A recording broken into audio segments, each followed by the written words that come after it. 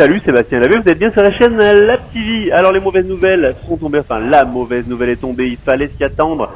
Pas de kite à partir du 11 mai, cette date du 11 mai elle était arbitraire, elle avait été donnée pour faire patienter les gens. On arrive au moment donné, au moment fatidique et c'est repoussé, en tout cas pour le kite, au 1er juin, 2 juin, si ce n'est plus tard. Ça, voilà, c'est quelque chose, je vous l'avais dit dans la précédente vidéo sur j'ai kité, j'ai craqué, etc. Il fallait s'y attendre, c'est normal, c'est logique. C'est pas un souci, ça va permettre de notre côté de travailler, de réviser, histoire que le retour à l'eau se fasse correctement. Alors justement, je reviendrai très bientôt avec une vidéo participative où je vous demanderai comment est-ce qu'on peut voir le kite de demain, comment est-ce qu'on peut respecter toutes les normes sanitaires liées au coronavirus sur les plages au moment où on retournera sur les plages. Donc je vous ferai appel à vous pour échanger, je vous donnerai différents cas précis issus de la pratique du kite et chacun ira de ses solutions pour peut-être qu'on arrive à se proposer au final une solution commune. Pour aujourd'hui, petite vidéo toute simple où je suis allé rechercher dans des rushs passés que j'avais oublié, que j'avais pas publié, ça date de cet été, on est en foil et tout simplement je pars pour une petite session foil, donc voilà, je vous emmène pour vous aérer l'esprit, pour prendre l'air. Au passage, on commence quand même la vidéo en apprenant quelque chose. On va décoller son aile en utilisant comme corps mort, donc comme point d'attache, son foil. Voilà, c'est tout simple, c'est tout bête. Vous placez votre foil sur la plage en opposition par rapport au vent, ce qui fait que votre foil va résister. Vous l'enfoncez un petit peu dans le sable et vous faites une petite butte de sable derrière le foil pour qu'il résiste au vent, à la traction. Vous venez attacher votre chicken loop soit au mât de votre foil, soit starret, je sais pas qu'on appelle, celles sur lesquelles l'aile et le stabilisateur sont fixés et vous venez l'attacher là. Vous allez mettre votre aile en bord de fenêtre et puis après il n'y a plus qu'à décoller. On installe le leash. Une fois le leash de sécurité mis, on libère le chicken, on le reconnecte à son harnais et on est parti pour rider. Voilà, c'est une méthode pour décoller seul quand vous faites une session foil, le vent n'étant jamais très très fort. En tout cas, on n'est jamais très toilé quand on va faire du foil. Et ça peut facilement se faire de décoller en attachant au foil. Votre foil ne va pas se faire embarquer sur la plage, ne vous inquiétez pas, puisqu'en général, vous êtes toujours moins toilé que les pratiquants twin tip avant égal. Et puis voilà. Écoutez, qu'est-ce que je peux vous dire à part courage, on y arrive, on va y arriver.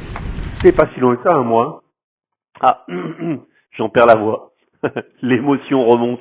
C'est long quand même un mois. Bon allez, je vous laisse avec des belles images folles. Enfin, j'estime que c'est des images qui étaient sympathiques où j'avais essayé de filmer un petit peu dans différents angles. Je vous dis à très bientôt. N'oubliez pas le Life is the Beach, on se prend pas la tête et on en profite. Ciao les Lussous. Bye bye.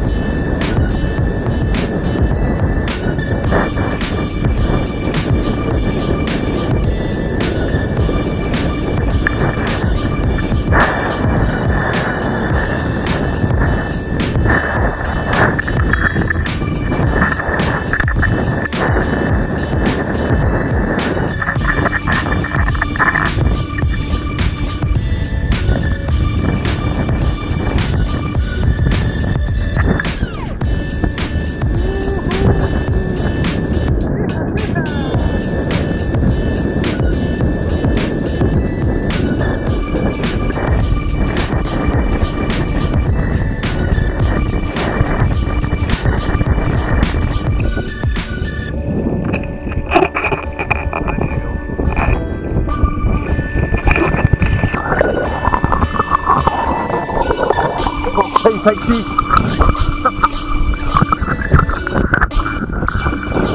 En gros, je suis tellement remonté au vent. Je viens de là-bas. Je voudrais retourner d'où je viens, mais galère.